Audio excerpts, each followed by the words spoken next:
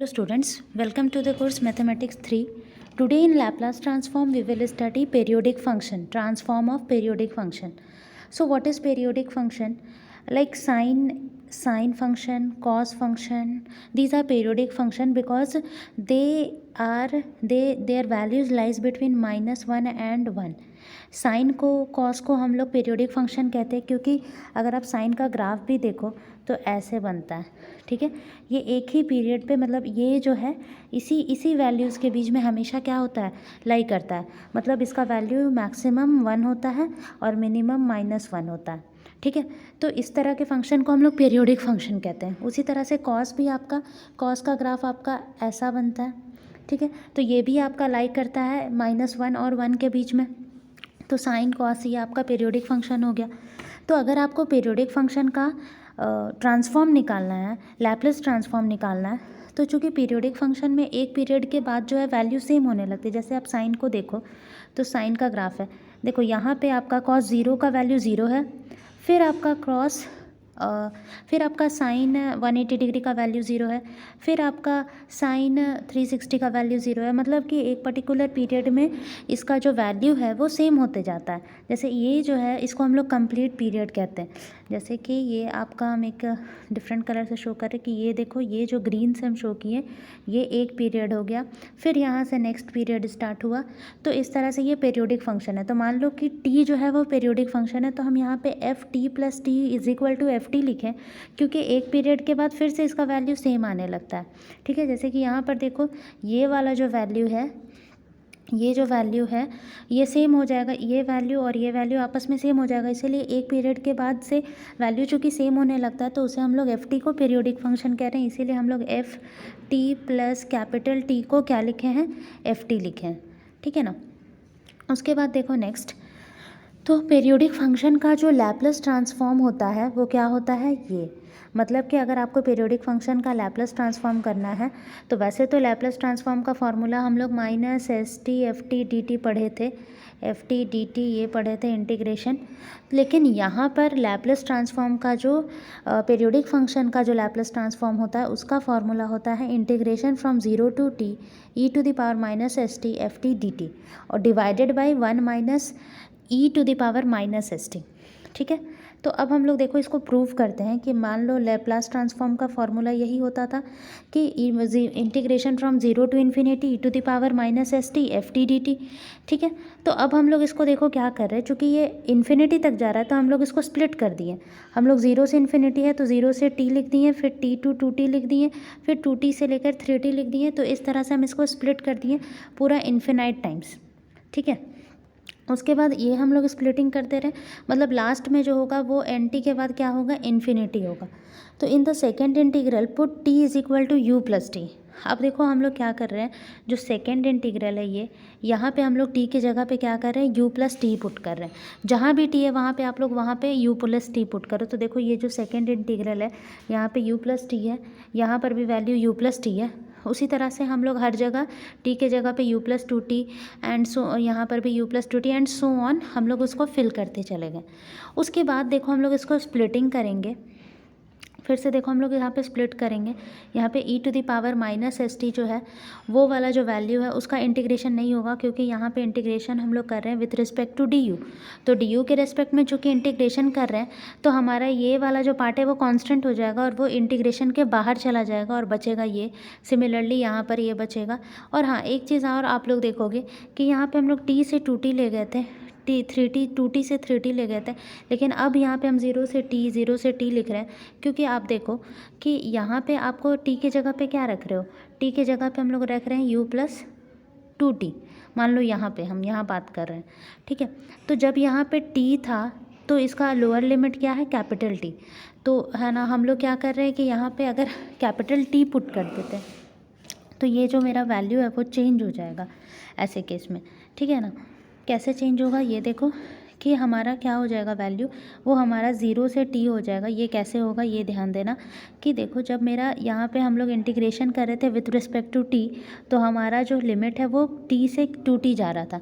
अब मेरा t क्या हो गया है, u प्लस कैपिटल T, ठीक है। u प्लस कैपिटल, तो u का वैल्यू क्या होगा, अब हम लोग यहाँ पे ये वाला जो वैल्यू है, ये t के जगह पे कैपिटल T लिखेंगे तो u का वैल्यू मेरा क्या हो जाएगा, t और t कैंसिल हो जाएगा तो u 0 हो जाएगा। और जब हम लोग यहाँ पे 2t रखेंगे तो मेरा t हो जाएगा, तो ये मेरा फिर से 0 से t हो गया। सिमिलरली सारा वैल्यूज़ मेरा 0 से t जाएगा और उसके बाद मेरे पास ये बचेगा इंटीग्रेशन। अब अगर आप इस पे ध्यान दो तो इसी इंटीग्रेशन को इंटीग्रेट करके देखो यहाँ पे हमारे पास e to the power minus S T है, e to the power minus S T है, e to the power minus S T F T D T है, एफ टी डी टी है। तो ये वाले को हम कॉमन ले लिए और जो यहाँ पर बचा ये 1 plus E to the power minus S T plus E to the power minus 2 S T से लेकर इन्फिनिटी तक है। तो ये जो है ये आपका एक्सपेंशन है किसका, 1 minus E to the power minus S T का इन्वर्स का एक्सपेंशन है ये वाला। तो हम लोग क्या कर दिए कि इसके जगह पे ये वाला वैल्यू पुट कर दिए। तो इस तरह से हमारा प्रूव हो गया कि 0 से t integration from 0 to t e to the power minus S T F T D T divided by 1 minus E to the power minus S capital T ही मेरा क्या कहलाता है, लैप्लस ट्रांसफॉर्म, पीरियोडिक फंक्शन का Laplace transform होता है। तो यहाँ पर एक एग्जाम्पल दिया हुआ है जिसमें आप लोगों को लैप्लस ट्रांसफॉर्म निकालना है ई साइन ओमेगा टी का। तो हम लोग जानते हैं कि साइन ओमेगा टी भी मेरा कैसा फंक्शन है, पीरियोडिक फंक्शन है। तो यहाँ पे पीरियोडिक फंक्शन जो है with period 2 pi by omega होगा, ठीक है ना, क्योंकि हम लोग जान रहे हैं कि 2 पाई पे ही मेरा जो ये होता है साइन फंक्शन है वो रिपीट करना शुरू करता है। यहाँ पे 0 है फिर यहाँ तक, तो ये जो यहाँ से यहाँ तक का वैल्यू है इसको हम लोग 2 पाई कहते हैं, क्योंकि ये वाला वैल्यू मेरा पाई कहलाता है और ये वाला वैल्यू मेरा 2 पाई कहलाता है। तो 2 पाई पे रिपीट करता है और चूंकि ओमेगा भी मल्टीप्लाइड है तो हमको 2 पाई बाई ओमेगा लिखना होगा। तो इसीलिए ये पीरियोडिक फंक्शन है with period 2 pi by omega. तो पीरियोडिक फंक्शन यहाँ पे ये है। तो हम लोग अभी तुरंत देखें कि लैप्लस ट्रांसफॉर्म क्या होता है। Integration Laplace transform of periodic function का फॉर्मूला ये होता है। तो हम लोग है ना यहाँ पे डायरेक्टली t के जगह पे 2 पाई बाई ओमेगा लिख दिए हैं और e to the power minus S T F T D T लिख दिए हैं और यहाँ पे कैपिटल T के जगह, क्योंकि आपका कैपिटल T क्या है 2 पाई बाई ओमेगा, जितना पीरियड बनाता है उसी को हम लोग कहते हैं ये t। तो हम लोग इसको यहाँ पे सब्सटीट्यूट कर दिए। उसके बाद चूंकि ये 0 से 2 पाई बाई ओमेगा जा रहा था तो हम इस 0 से 2 पाई बाई ओमेगा स्प्लिट कर दिए। ये स्प्लिट करने के बाद एफ टी का जो हमारे पास वैल्यू है उसको हम लोग यहाँ पे सब्सटीट्यूट कर दिए, ठीक है। तो यहाँ पे क्या हो जाएगा, एफ टी का जो हमारा वैल्यू उसको हम लोग यहाँ पे सब्सटीट्यूट कर दिए, ई साइन ओमेगा टी और ये 0 हो गया। और उसके बाद ये आपका जो वैल्यू है यहाँ पर जो आपका इंटीग्रेशन का वैल्यू आया उसको हम लोग इंटीग्रेट करने के बाद देखो e to the power minus S T E sine omega T है। तो इसको देखो एक हम लोग है ना क्लास 12th में एक फार्मूला पढ़े थे कि e to the power A X sine B X, इसका फार्मूला क्या होता है, इसका फार्मूला हम लोग पढ़े थे e to the power A X by A square plus B square, फिर इसके अंदर a sine B X minus B cos B X, ठीक है। ये फार्मूला पढ़े थे। तो इसी फार्मूला की मदद से हम लोग क्या किए हैं, यहाँ पे इसको स्प्लिट करके लिख दिए। तो उसके बाद फिर ये फार्मूला यूज़ करने के बाद ये हमारा वैल्यू आ गया और फाइनली मेरा आंसर जो है वो after calculation we have got this. उसी तरह से एक और क्वेश्चन है जिसमें आपको ये ग्राफ बनाना है और पीरियोडिक फंक्शन हमारा यहाँ पे दिया हुआ है। तो यहाँ पे एल एफ टी आपको निकालना है, 0 से पाई के लिए t यूज़ करना है और पाई से 2 पाई के लिए हमें पाई माइनस टी पुट करना है। तो ये मेरा वैल्यू हो गया। तो इसको अगर हम लोग सॉल्व करेंगे, ये वाला पूरा इस क्वेश्चन को अगर आप सॉल्व करोगे तो you will get this kind of answer. उसके बाद है देखो यहाँ पे एक इम्पॉर्टेंट है कि बेसल ट्रांस फंक्शन क्या होता है। बेसल फंक्शन को हम लोग J0x और J1x से डिनोट करते हैं, ठीक है। तो J0x का एक्सपेंशन ये होता है और इसका अगर आप लैप्लास ट्रांसफॉर्म निकालोगे with the help of formula तो you will get the Laplace transform 1/√/s² + 1। तो उसी तरह से यहाँ पे आपका J0-x is equal to minus of J1x होता है। तो ये आपका J1x का भी हम लोग Laplace transform with the help of J0-x से निकाल सकते हैं 1 - s/√/s² + 1। यहाँ पे आपका एरर फंक्शन है, तो देखो इसको हम लोग एरर फंक्शन बोलते हैं। हम लोग इसको एरर फंक्शन बोलते हैं कि E R F root x is equal to 2/√π integration from 0 to √2 e⁻⁻t² dt। तो इसे हम लोग एरर फंक्शन कहते हैं। तो एरर फंक्शन को हम लोग सबसे पहले यहाँ पे एक्सपैंड कर लिए हैं। एक्सपेंशन देखो कैसे हुआ है, ये जो है e⁻⁻t², इसका यहाँ पे एक्सपेंशन है।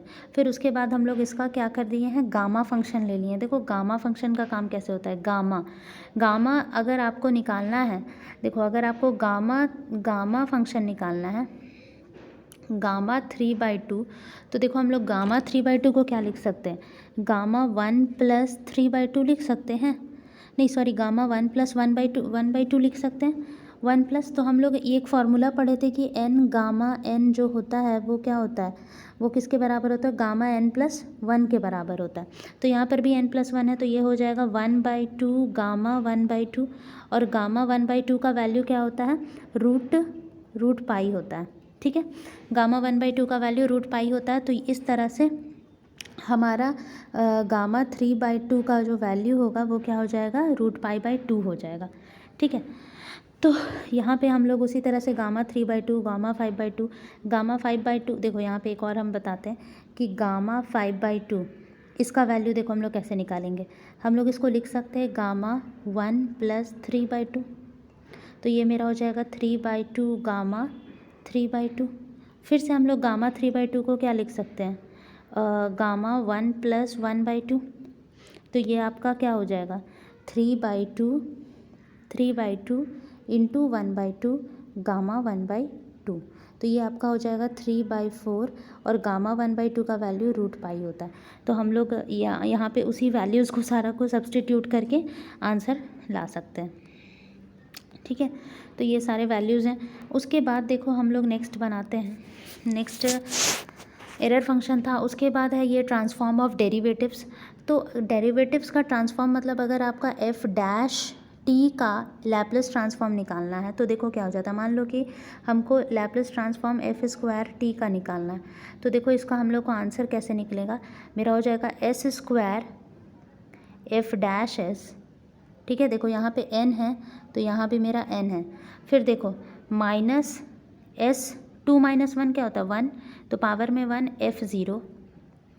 ठीक है, फिर बीच में होगा माइनस, देखो s⁻² 2 - 2 0 हो जाएगा, मतलब वो ख़त्म हो जाएगा, तो f'0। तो ये आपका वैल्यू होता है। देखो हर जगह यहाँ पे बस शुरू में s लिखते हैं, उसके बाद के सारे फंक्शंस में f0 लिखते हैं। तो उसी तरह से अगर क्यूब रहेगा तो ये आपका क्यूब हो जाएगा। ठीक है, ये आपका क्यूब हो जाएगा, यहाँ पे fs होगा, यहाँ पे s² f0 होगा, फिर यहाँ पे s f0 होगा, फिर यहाँ पे आपका -f0 का डैश होगा। तो इस तरह से हम लोग बढ़ते हैं। तो यहाँ पे वो नीचे में इस तरह से एक्सपेंशन दिया हुआ है, तो इस पे रिलेटेड एक क्वेश्चंस हम लोग करेंगे। लास्ट क्लास में स्टूडेंट्स हमने देखा था कि अगर t मल्टीप्लाइड है या फिर t⁻n मल्टीप्लाइड है तो हम लोग क्या काम करते हैं। जैसे cos t का आपका लैप्लेस ट्रांसफॉर्म होता है s/s² + 1, तो अगर t मल्टीप्लाई है तो एक बार डिफ्रेंशिएशन होगा, आंसर ये आएगा। सिमिलरली यहाँ पर 2 बार t मल्टीप्लाइड है, तो सबसे पहले हम लोग उसका sin at का लैप्लेस ट्रांसफॉर्म लिखें। t² अगर मल्टीप्लाइड है तो हम लोग 2 बार वहाँ पर डिफ्रेंशिएशन करेंगे। सिमिलरली यहाँ पर भी t³ e⁻³ है, तो यहाँ तो हम लोग फर्स्ट शिफ्टिंग प्रॉपर्टी लगा देंगे कि फर्स्ट शिफ्टिंग प्रॉपर्टी भी लगा सकते हैं, या फिर अगर आप चाहो तो यहाँ पर भी मल्टीप्लिकेशन वाला कंसेप्ट लगा सकते हो, लेकिन फर्स्ट शिफ्टिंग यहाँ पे लगाना ज़्यादा इजी होगा कि t³ है तो t³ का तो t⁻s⁴/s नहीं, यहाँ पे सॉरी, ये इसका t³ का तो एक्सपेंशन हो जाएगा 3 का फैक्टोरियल बाई s⁴, और चूँकि e⁻³ है तो s के जगह पे क्या हो जाएगा 3 का फैक्टोरियल बाई s + 3 का पावर 4, तो यही आंसर हो जाएगा। तो फाइनल यहाँ भी आंसर वही आ रहा है, लेकिन इसको ये लोग फर्स्ट शिफ्टिंग से ना बनाकर मल्टीप्लिकेशन बाय t वाले फार्मूले से बनाया है। उसी तरह से sin 3t का भी हम लोग निकाल सकते हैं।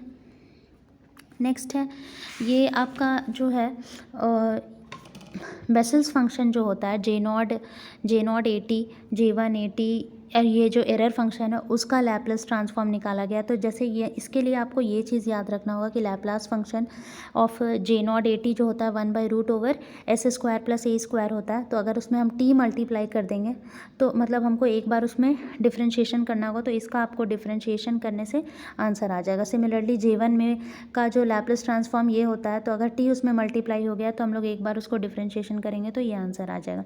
सिमिलरली एरर फंक्शन का ये लैप्लस ट्रांसफॉर्म होता है, अगर उसके साथ एरर फंक्शन के साथ अगर t मल्टीप्लाइड है तो हम लोग एक बार डिफ्रेंशिएशन करेंगे तो हमारा आंसर आ जाएगा।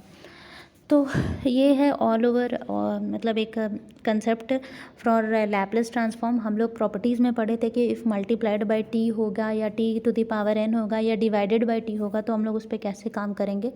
आप लोग एक बार अच्छे से नोट्स को पहले देखो, उसके बाद वीडियो देखो, और जितने भी नोट्स भेजे गए हैं उसको एक बार अपनी कॉपी में सॉल्व करके देखना। जो भी डाउट्स होगा उसको आप लोग पर्सनली या फिर डिस्कशन फोरम में पूछ सकते हो। ठीक है, थैंक यू।